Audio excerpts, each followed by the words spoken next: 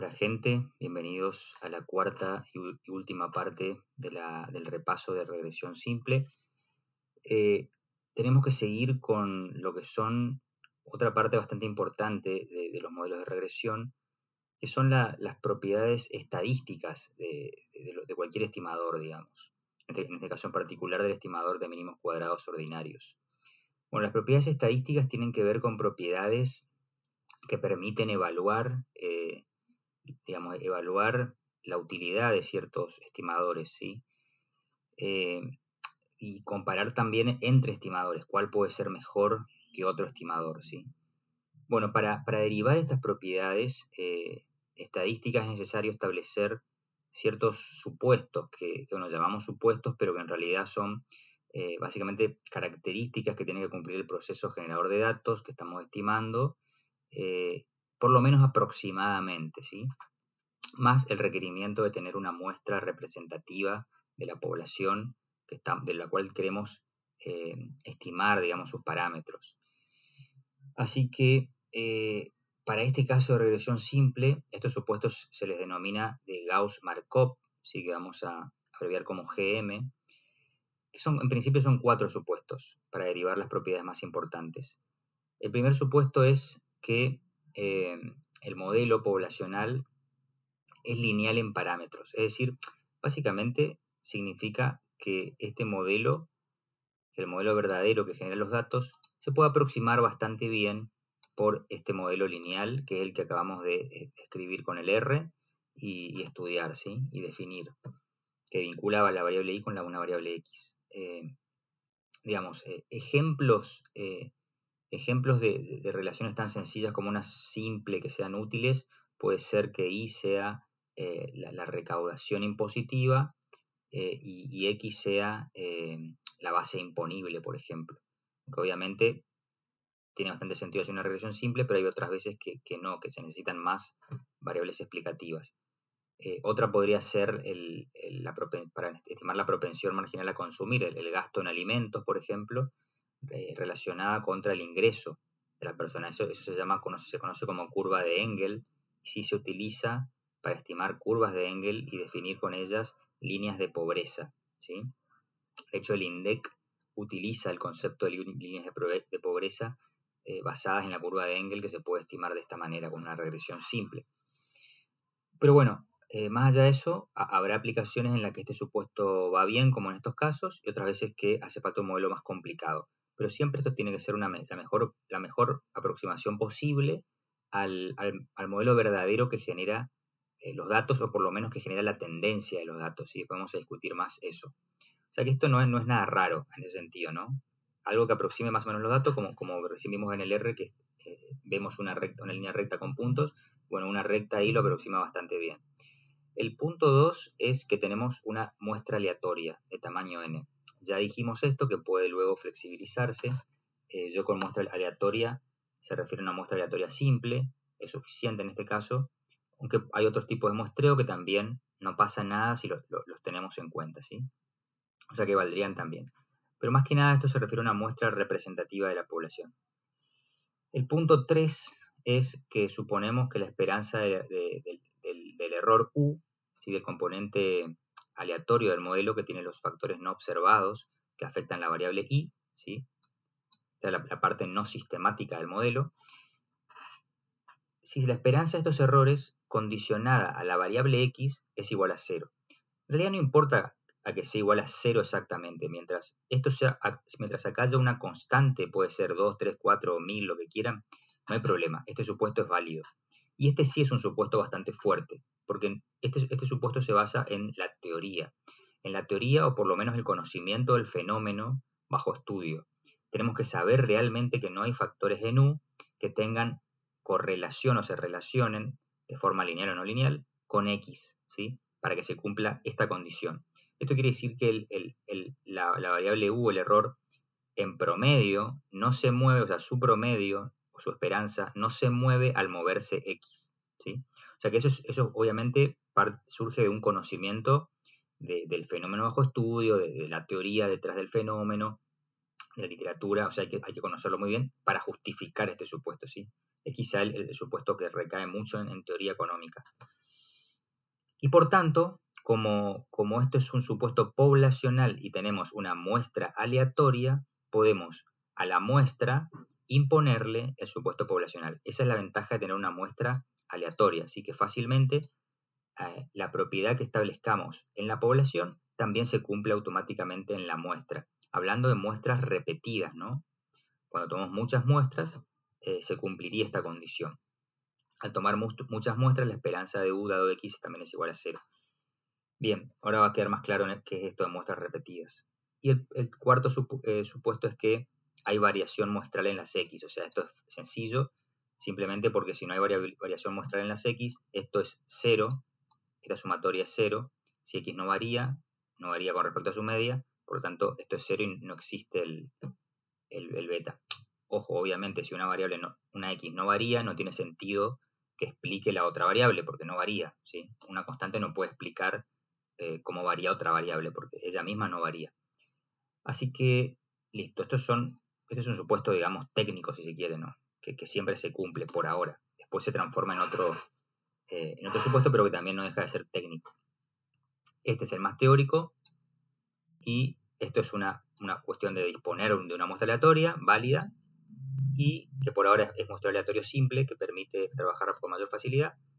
Y este es, bueno, que tengamos un modelo, especifiquemos un modelo más o menos que mejor se aproxime a nuestro proceso generador de datos, al real que queremos estimar, ¿sí? Bueno, las propiedades estadísticas que surgen de estos 4 supuestos de Gauss-Markov son 2. La primera es que el estimador, o los estimadores de beta 0 y de beta 1 son insesgados, ¿sí? Eso quiere decir que sus esperanzas en muestras repetidas es igual al verdadero parámetro que vamos a estimar.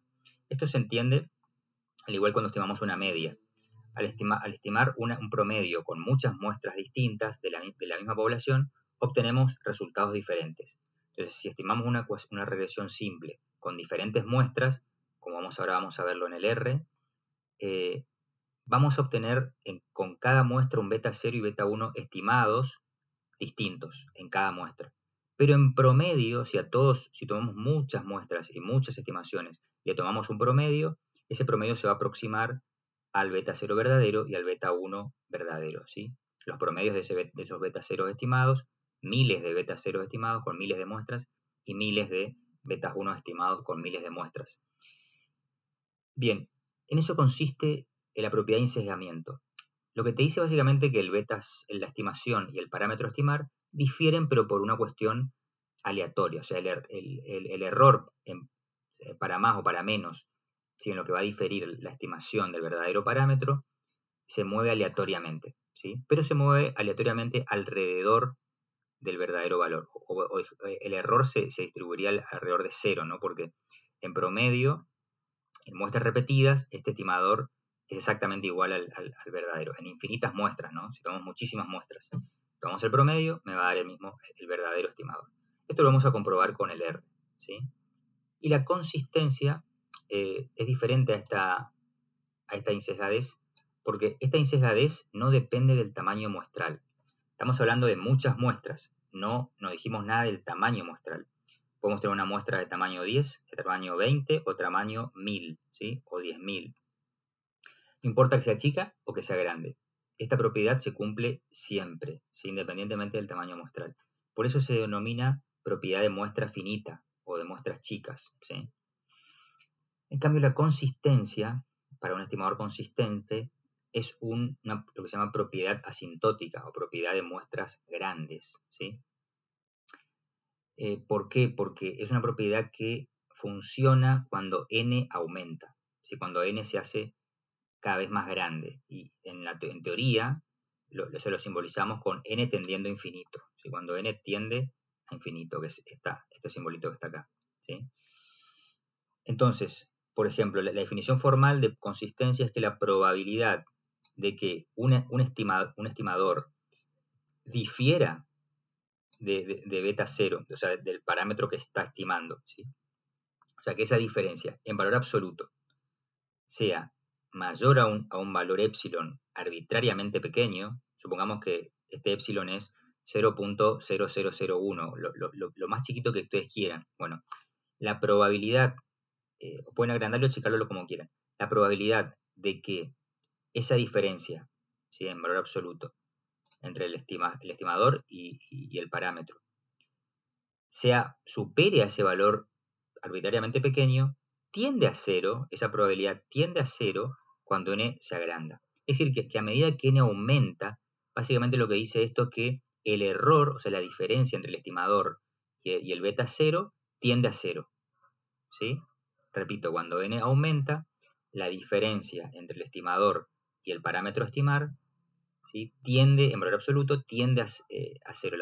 Perdón, la diferencia se hace cada vez más pequeño. O sea, la probabilidad de obtener cierta diferencia tiende a cero. Y yo la puedo achicar esa diferencia cuanto yo quiera, ¿sí?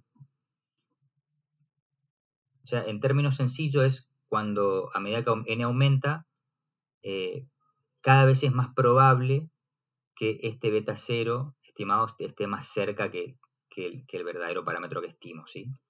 Cada vez mucho más probable. Vamos a ilustrar esto bien gráficamente con el R. Lo mismo sucede con el beta 1. Da igual. Bueno, entonces, acá le dice para cualquier epsilon arbitrariamente pequeño, ¿no? Donde esta probabilidad básicamente se abrevia como PLIM, que es límite probabilístico, probabilistic limit, ¿sí? Es un límite probabilístico porque se define en términos de probabilidad, pero con el parámetro n tendiendo a infinito. Y acá adentro, el n está dentro del estimador, ¿sí? Este estimador se estima con un tamaño muestral determinado. En la medida que ese tamaño muestral aumenta el estimar beta 0 y beta 1 estimado, va aumentando, se cumple esta propiedad, ¿sí?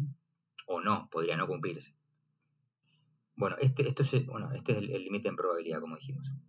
Bueno, esta propiedad de ensesgamiento la pueden encontrar en el capítulo 2 de Wooldridge, y esta de consistencia está en el capítulo 5 de Wooldridge, ¿sí? Pueden pegarle una mirada desde el libro de Wooldridge, Introducción a la econometría. Bueno, ahora para ver un poquito el ensesgamiento, está bueno partir de la fórmula. Acá está bueno ver un poquito no vamos a ver la derivación en detalle técnicamente porque es matemática nomás, pero sí está bueno ver el rol que juegan los supuestos, los 4 supuestos de Gauss-Markov en esta propiedad, para que se entienda un poco mejor.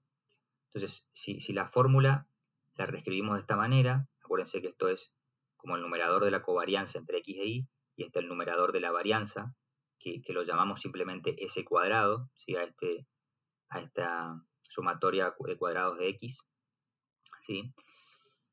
A esta fórmula la reemplazamos a esta y por su expresión que tiene acá, en el supuesto 1, ¿sí? Y es igual a beta 0 más beta 1 por x más u. Lo reemplazamos por esto. O sea, esta y es reemplazada por esa expresión en función de x. Acá. Bueno, acá. Beta 0 más beta 1 por x más u, ¿sí? Acá la reemplazamos. Y si operamos en estos términos, ven que acá estamos con el numerador de esta expresión, con este numerador de esta fórmula. El denominador depende de x solamente, que está dado en la muestra, así que no lo tenemos en cuenta. Operamos con el numerador, es el numerador, acá está, lo reemplazamos y por esto, y operamos. Y con estas propiedades, que son propiedades algebraicas que no vienen al caso, pero son propiedades matemáticas de MCO, llegamos a una formulita que es esta. Este es el numerador y acá abajo está la función completa. ¿Y qué le dice la formulita? Que el estimador de beta 1 de la pendiente, nos centramos en este estimador de la pendiente, que es el más importante, el más interesante, es igual al verdadero beta 1 que quiero estimar más un término. Entonces, ¿cuál es la valía de esto? Simplemente reemplazando y por su valor en el modelo y operando bajo los supuestos de Gauss-Markov, se obtiene que la estimación siempre es igual al verdadero parámetro más un término que puede ser positivo o negativo, ¿sí? O sea, una diferencia. O sea, el estimador nunca es igual a beta 1, pero porque tiene, en cada muestra voy a sumarle algo positivo o negativo que me va a hacer diferir. Pero yo para ver la propiedad de insesgamiento tengo que ver, bueno, si esto es así está perfecto, pero ahora, si yo le tomo esperanza, es decir, tengo muchas muestras y muchos beta 1 estimados, en promedio, puede ser que en promedio, el promedio de este beta 1 estimado sea igual a beta 1, es decir, que esto desaparezca.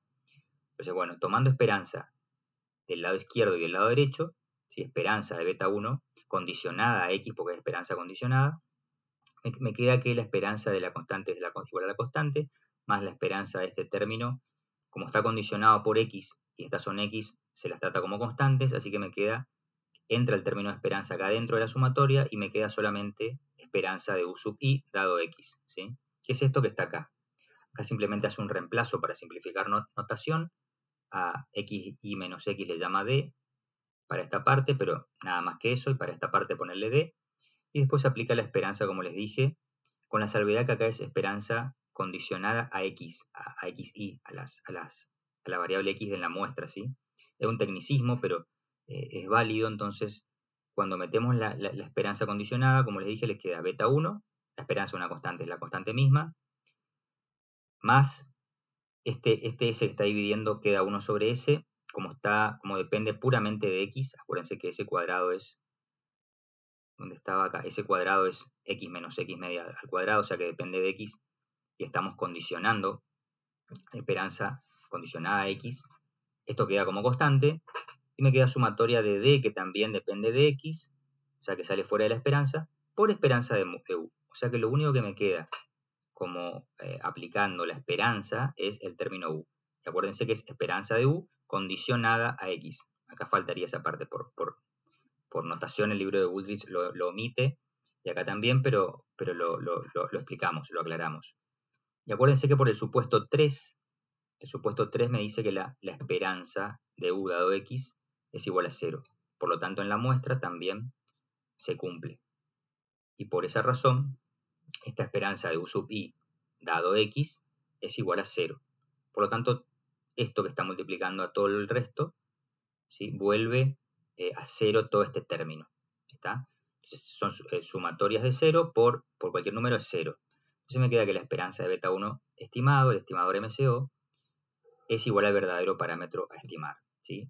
Todo gracias a los 4 supuestos de Markov. El tercero sobre todo al final, pero también el primero, que uso acá en el primer paso, después el muestreo aleatorio, porque para que este supuesto 3 se aplique en la muestra no necesito muestreo aleatorio, y el supuesto 4 porque si no, no existe este término en el denominador, ¿sí? Si no varía x, o sea, un tecnicismo nomás. Entonces, en definitiva, se usan todos los supuestos para el insesgamiento. Y en segundo lugar tenemos la consistencia, que es una propiedad de muestra grande. Acá les da algo intuitivo que lo vamos a ver en el R. Cuando n tiende a infinito, les dice la distribución muestral del estimador. ¿Qué es la distribución muestral del estimador? Esto vamos a verlo en el R. Cuando tomamos muchas muestras distintas de tamaño 100, por ejemplo, y con cada una, 1000 muestras, y con cada una estimamos un beta 1. Entonces obtenemos 1000 estimaciones de beta 1. Bueno, si yo hago un histograma de esas 1000 estimaciones de beta 1, a eso le llamo distribución muestral del estimador, ¿sí? Que acá está representada como estas curvas que se van haciendo cada vez más finitas, más concentradas, digamos, sobre beta 1.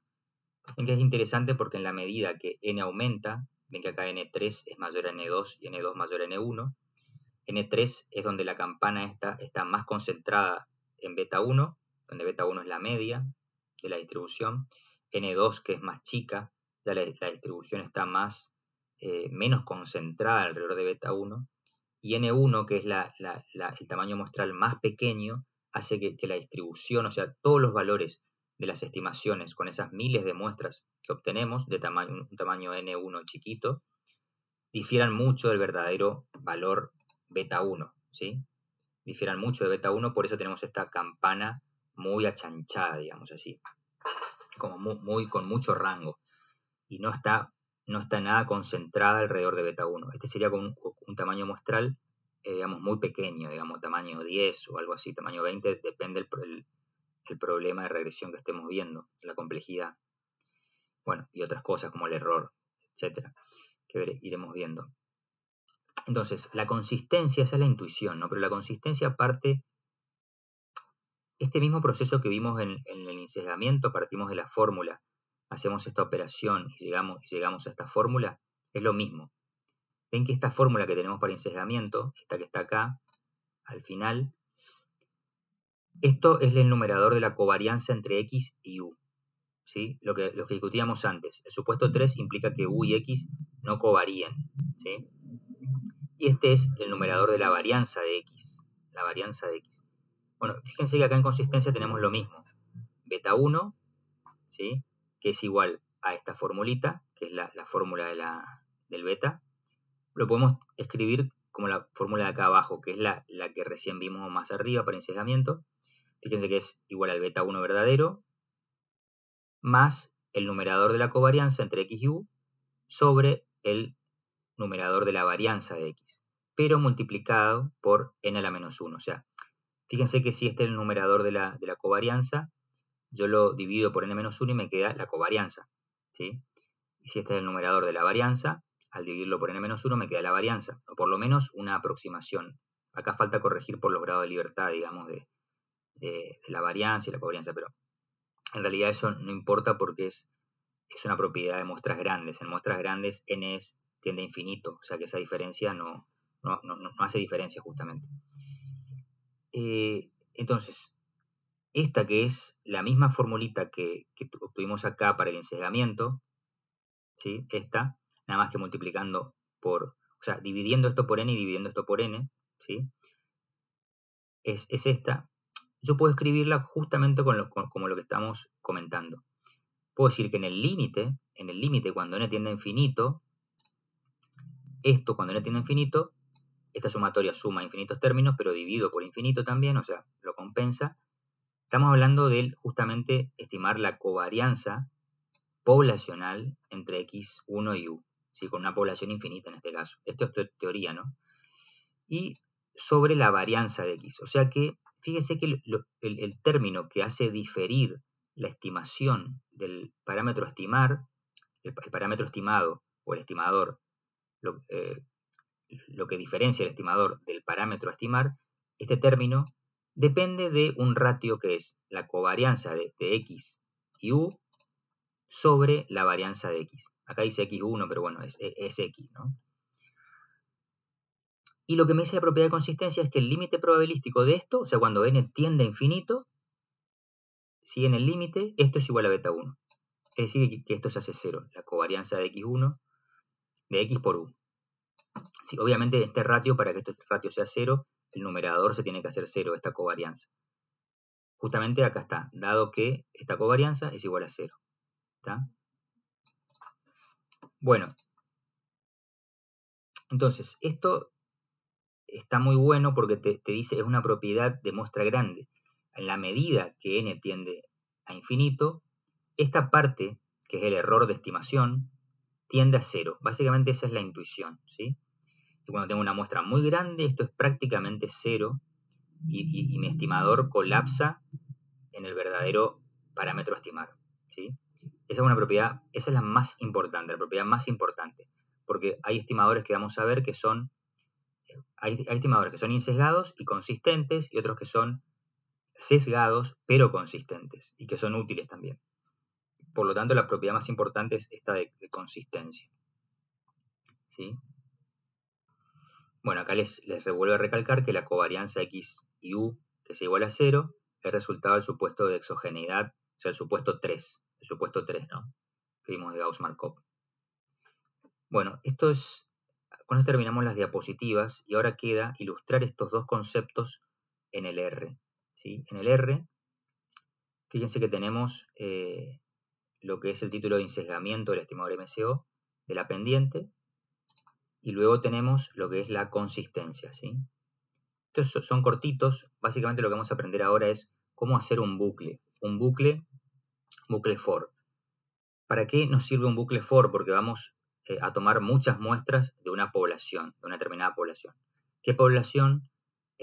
La población definida por el proceso generador de datos que vimos más arriba, que vimos hoy en el video anterior, ¿no? Que vimos más arriba, que es esta que está acá.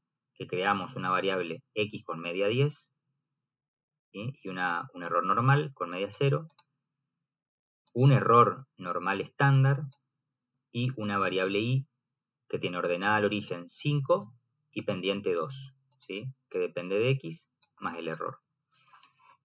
Bueno, este es el DGP, el proceso generador de datos, perdón. Yo le llamo DGP en inglés, Data Generating Process, si así se lo dicen en los libros, y es más cortito, DGP, ¿no? O sea, bueno, ya saben, el proceso generador de datos. Entonces, la primera línea de comando que tienen acá le dice que es un objeto vacío donde guardar las estimaciones. Este nombre es un nombre arbitrario, yo le llamo betas estim, de los betas, las betas, los parámetros estimados, ¿sí? Beta 0 y beta 1 estimados. Bueno, eso es igual a un comando C y luego abren y cierran paréntesis. Esto es un objeto, el comando C genera objetos que combinan números, es como un vector, ¿sí? Yo, por ejemplo, acá abajo le puedo poner C igual a, abro paréntesis, no, perdón, C, abro paréntesis, sí, 1, 2, 3, cierro paréntesis, separados con comas. Y eso me genera un elemento, un vector que tiene elementos 1, 2, 3. También podría poner C es igual a, en vez de poner números, puedo poner letras, entre comillas. Hola, vamos a ponerle chau, ¿sí? Y me genera un vector que dice que tiene palabras, hola y chau.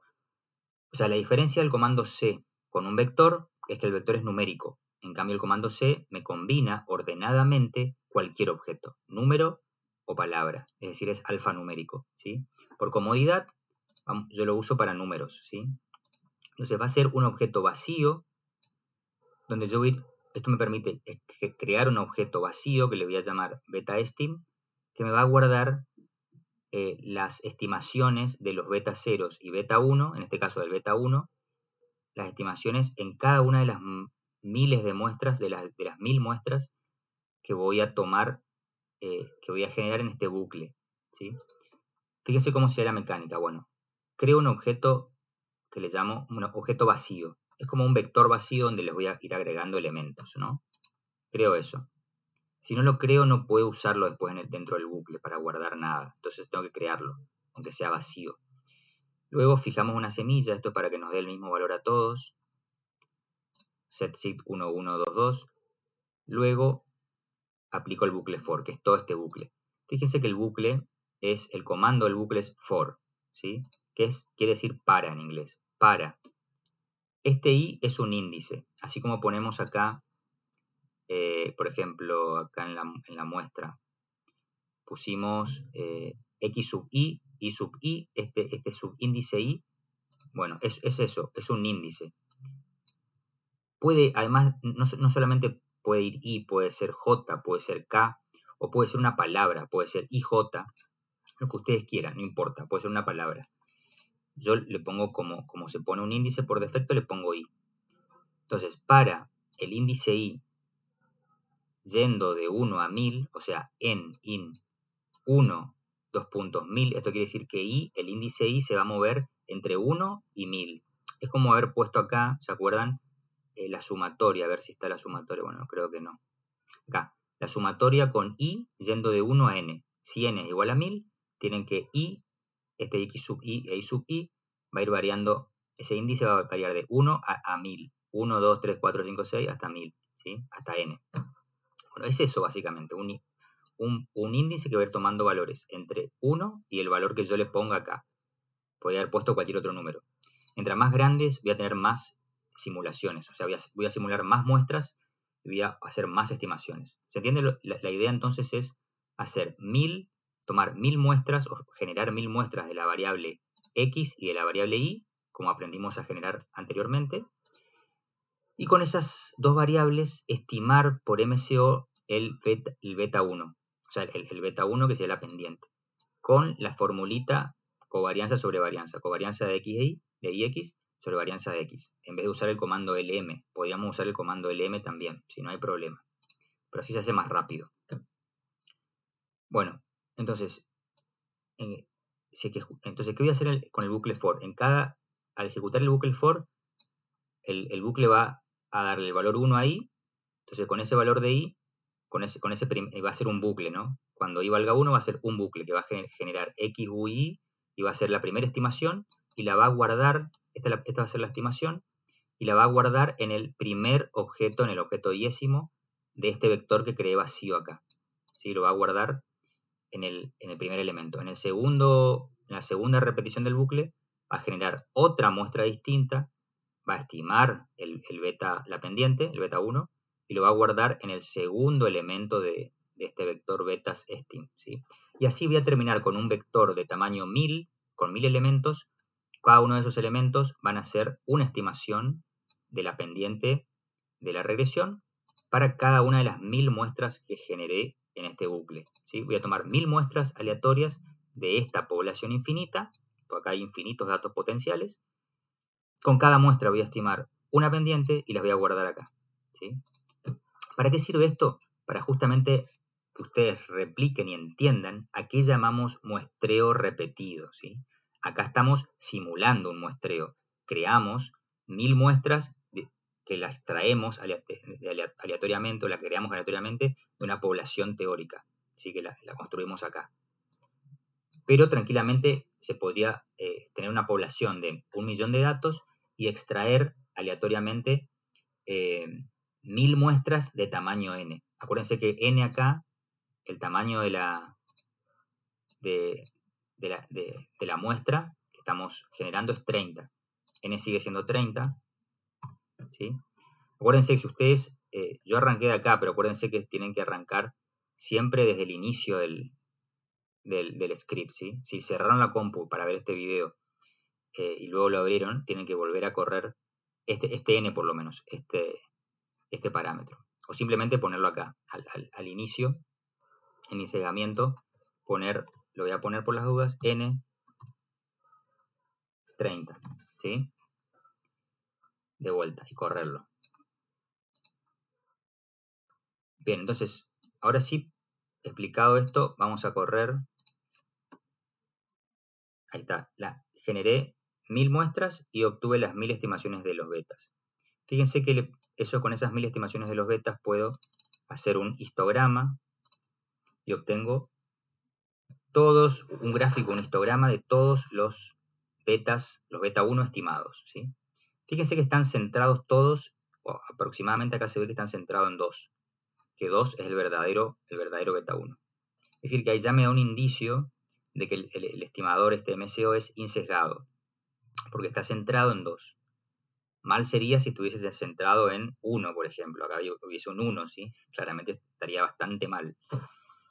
Entonces, si le tomamos justamente la media a esos betas, se tiene que cumplir la propiedad de ensesgamiento, ¿no?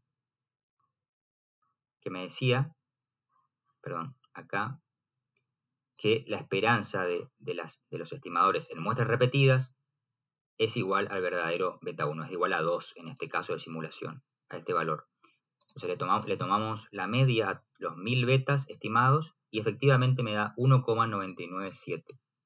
Es decir, algo muy muy cercano a 2. Mientras más le aumente la cantidad de muestras que saco, mejor podría ser la aproximación, ¿sí? Pero bueno, esto ya es una aproximación. Nunca va a ser exactamente igual a 2, ¿sí? Pero esto prueba que el estimador es insesgado más allá de un pequeño error de simulación. Entonces, bien. Y si quieren, el sesgo sería justamente 2. ¿Cómo se define un sesgo de un estimador? El verdadero valor del parámetro a estimar menos el promedio de los estimadores. O sea, la media de todos los estimadores en muestras repetidas, que lo aproximamos nosotros como 1,997. Y eso me da 0.002. Es como ver que el sesgo es prácticamente 0, ¿no? Bien. Es importante saber que este es el sesgo, ¿no? Cuando yo comparo el verdadero valor al promedio de muchísimas estimaciones en muestras repetidas. Idealmente infinitas. Si tuviese infinitas muestras repetidas de tamaño 30, esto sería igual a 2 y esta diferencia sería exactamente 0. ¿Sí? Obviamente no puedo tener infinitas muestras. Bien, entonces acá queda ilustrado, espero, la propiedad de insesgamiento, ¿sí? Bien claro. Estamos simulando sacar 1000 muestras aleatorias de tamaño 30, estimar 1000 betas y ver que en promedio prácticamente me da el mismo valor que el parámetro a estimar. En eso consiste el insesgamiento. O sea, ¿qué quiere decir? Que todas las diferencias en este histograma, acá puede ser, la peor muestra me dio algo así como 1,8, 1,9, o 2,2 o 2,1. O sea, en el peor de los casos me alejo de 2, ¿sí? Para ser igual a 2,2, 2,1 o 1,8, para este problema en particular, ¿sí? Pero en promedio estoy muy cerca de 2 en la mayoría de las muestras. Entre 1,9 y 2,1 está la mayoría de las estimaciones, ¿sí? Eso es lo que me dice que el error este es aleatorio, o sea, se mueve, es positivo o negativo, voy a estar abajo o arriba de 2 aleatoriamente, ¿sí? Pero en promedio estoy estimando correctamente. Siempre estoy estimando correctamente porque 1,9 y el verdadero parámetro es 2, listo. O sea, económicamente 1,9 en la mayoría de los problemas es lo mismo que 2, ¿sí? O sea que siempre va a ser una útil, digamos, el estimador más allá del error muestral que tenga. Pero el sesgo me dice que la muestra en sí no induce a un sesgo, ¿no? Bueno, y por último la consistencia la vamos a ilustrar también con un bucle, pero con un bucle un poquito más complicado. Esto véanlo con calma ustedes. Pero acá la idea de la consistencia es ir aumentando el tamaño muestral, ¿sí? Entonces, lo que voy a hacer acá yo es un artilugio para que en cada bucle el tamaño muestral aumente, ¿sí? En cada iteración del bucle el tamaño muestral aumente. Entonces, voy a hacer lo mismo que antes, voy a llamar beta cons, donde voy a guardar las estimaciones de beta para diferentes tamaños muestrales. Voy a fijar la semilla como antes. Y fíjense que el bucle, salvando este primer renglón, el bucle es lo mismo, ¿sí? Exactamente igual que el que hice para insesgamiento. Pero la diferencia es que yo ahora el n ya no es igual a 30, no está fijo el n, ¿sí? El n varía en cada bucle, en cada iteración del bucle, perdón. Porque n va a ser igual al valor que toma el índice i, que va de 1 a 500, en este caso van hasta 500 iteraciones, multiplicado por 5, es decir, entonces en la primera iteración la muestra va a ser igual a 1 por 5 igual a 5, ¿sí? En la segunda iteración i va a ser igual a 2, voy a tener que n va a ser igual a 2 por 5, 10, y así, en la tercera va a ser igual a 3 por 5, 15, ¿sí? Y así sucesivamente hasta un máximo, un tamaño muestral el más grande, que es 500, y va a tomar valor 500 en la última iteración, y 500 por 5 es, creo que 25.000, ¿no? Algo así. O 2.500. 2.500, perdón. 2.500. Entonces, tiro ese bucle para extraer 500 muestras, pero 500 muestras de tamaño creciente, y guardo los resultados de la estimación de cada muestra en este objeto vacío betas.cons, ¿sí? Que ya ejecuté. Listo. Y ahora voy a graficar justamente el gráfico del tamaño muestral contra los betas estimados, para ver que a medida que aumenta el tamaño muestral, los betas estimados tienen que tender a 2. Para eso voy a graficar el scatter, el plot, digamos, el gráfico del tamaño muestral contra los betas, y luego le voy a agregar una línea horizontal justamente en el valor 2, ¿sí? Corro todo y me queda esto. Ven que para tamaños muestrales pequeños, de 5, 10, 15, obtengo mucho error, ¿sí? O sea, la estimación está bastante distinta de 2. Pues a medida que va creciendo ya a tamaños muestrales 20, 30, 40, 50, por acá rápidamente converge a algo más cercano a 2, ¿sí? Fíjense, 1,95 y 2,05 ya está la mayoría, y en la medida que voy aumentando a 2000, 1500, 2000, 2500, el tamaño muestral, ese tamaño muestral hace que el error prácticamente sea muy, pero muy, muy pequeño, ¿sí? Si esto aumenta, obviamente se hace más pequeño. Es como una muestra de la propiedad de consistencia. Hay otra forma de mostrar la consistencia, que quizás sea más ilustrativa, pero que bueno, vamos a verlo cuando veamos regresión múltiple, para no sobrecargar ahora los conceptos y los videos. Bien, así que con eso termina el script de regresión simple que les había pasado. Y también terminamos lo que es las propiedades estadísticas de insesgamiento y consistencia, ¿sí? O sea que próximamente vamos a detenernos un poquito en lo que es la regresión múltiple, y ahí todo lo que sea repetitivo en cuanto a regresión simple no lo vamos a ver, y sí vamos a ahondar en cuestiones que no vimos, como la estimación de los errores estándar de las estimaciones y las pruebas de hipótesis, ¿sí? Y bueno, el coeficientes de determinación, etc. Así que bueno, esto como se dan cuenta, va siguiendo bastante fielmente el libro de Wooldridge introductorio. Así que capítulos 2, que sería esto que estamos viendo, y después capítulo 3 y 4 para regresión múltiple e inferencia, pueden ir revisándolo. Así que bueno, nos vemos en el próximo video.